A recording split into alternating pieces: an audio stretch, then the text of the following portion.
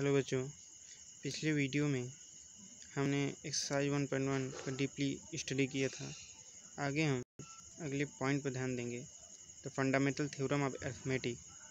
इसके अंतर्गत देखेंगे कि एक कंपोजिट नंबर हम किस प्रकार उसका प्राइम फैक्टराइजेशन करते हैं, यानी प्राइम फैक्टराइजेशन निकालते हैं। तो आप देख रहे होंगे कि यहाँ पे जो 1771 है, इसका हम फैक्टर करते हैं प्राइम फैक्टर के रूप में 7 × 11 × 23।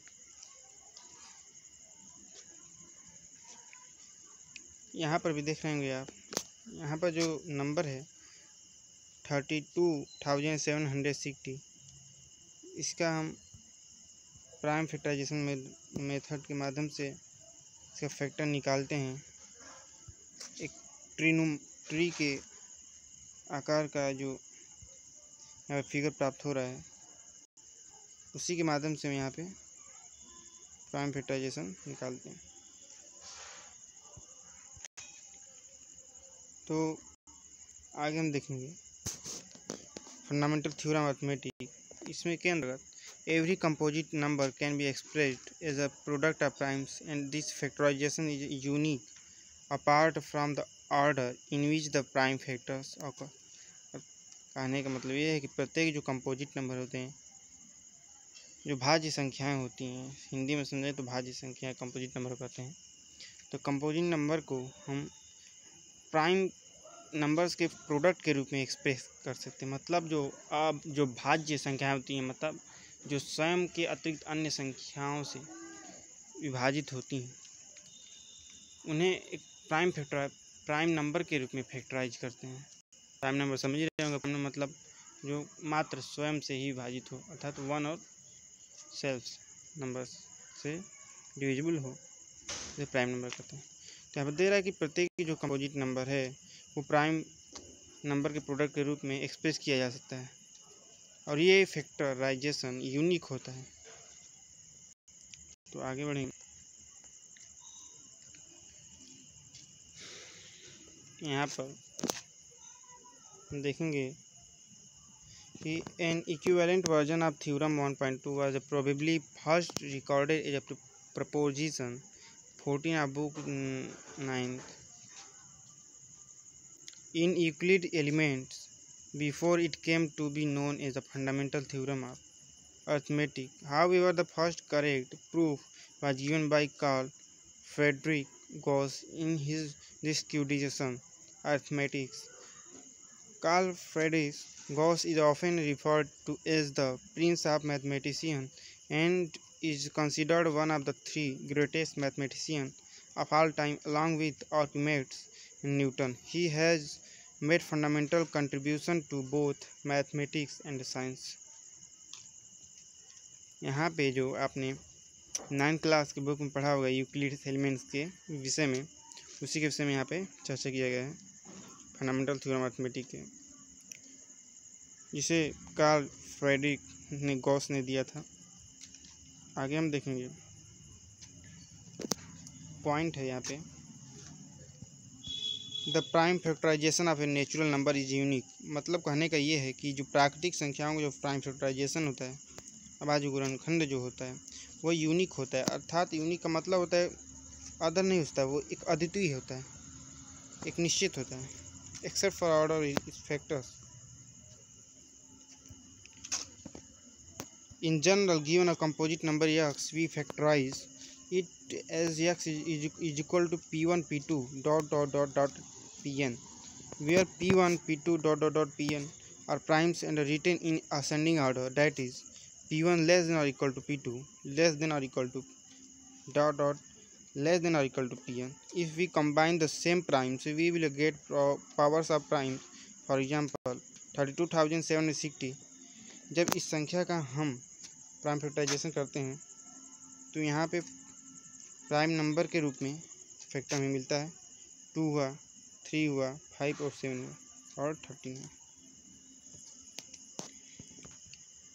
आगे हम देखेंगे एग्जाम्पल, आप देख लीजिएगा बुक से। यहाँ पे एग्जाम्पल लिखा है, consider number 4 to the power n where n is a natural number. check whether there is any value of n for which 4 to the power n ends with the digit 0। कहा है कोई संख्या 4 to power n है वहाँ जहाँ n जो है कि प्राकृतिक नंबर अर्थात संख्या है। यहाँ पे चेक करना है कि there is any value of number यानी n के किसी मान के लिए जो 4 टू पावर n है ends with the digit 0, ends with the digit 0 संख्या के साथ इसका इंड्स होता है। तो यहाँ पे दिया है सॉल्यूशन में, आपको बुक में ही जो सॉल्यूशन दिया एग्जाम्पल उससे ही बात हो रहा है।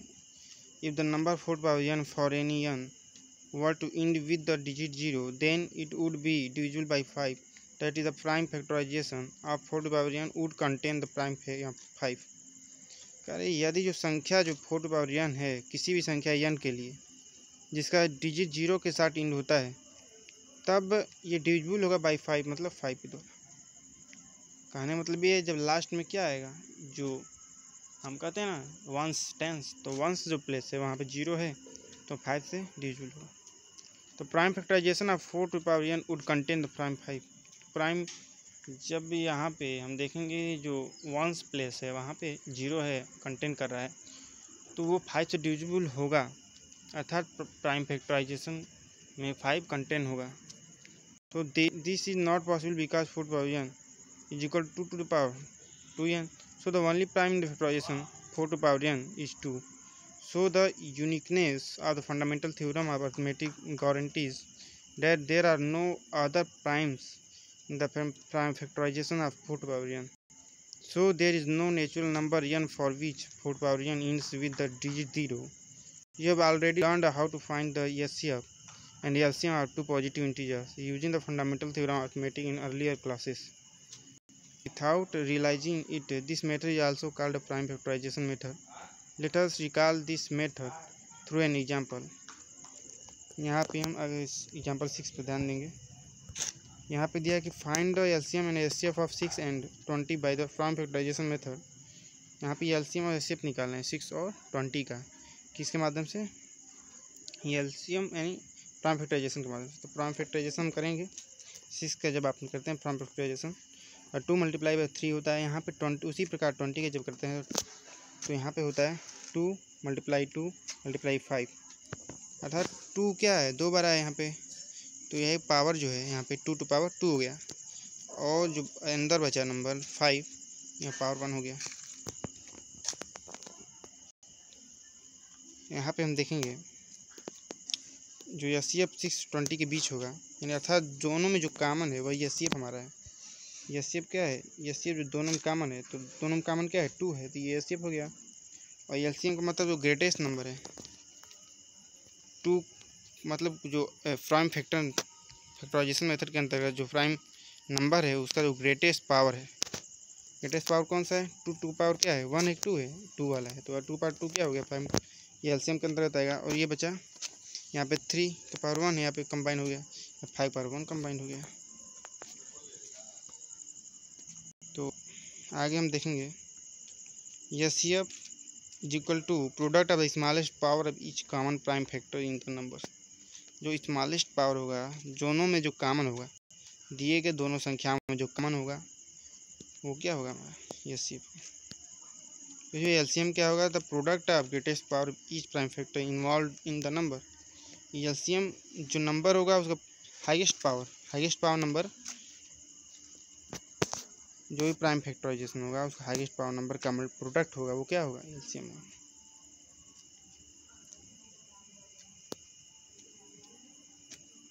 यहाँ पे हम एक फार्मूला गेन करते हैं, यहाँ पे फार्मूला एक हम प्राप्त करते हैं कि एचसीएफ में जब हम एलसीएम को मल्टीप्लाई करते हैं तो यहाँ पे प्रोडक्ट ऑफ नंबर्स, तो ये हमारा एक फार्मूला बन गया HCF method product of number, product of number is equal to LCM HCF. तो एग्जाम्पल 6 पर हम देखेंगे find HCF of 96 and 404 by the prime factorisation method, hence find their LCM. LCM का full form list common multiple. तो यहाँ solution है, यहाँ पे देख ही रहे हैं 96 का जो है prime factorisation 2 to power 5 multiply 3 और 400 4 का 2 to power 2 मल्टीप्लाई बाई 101।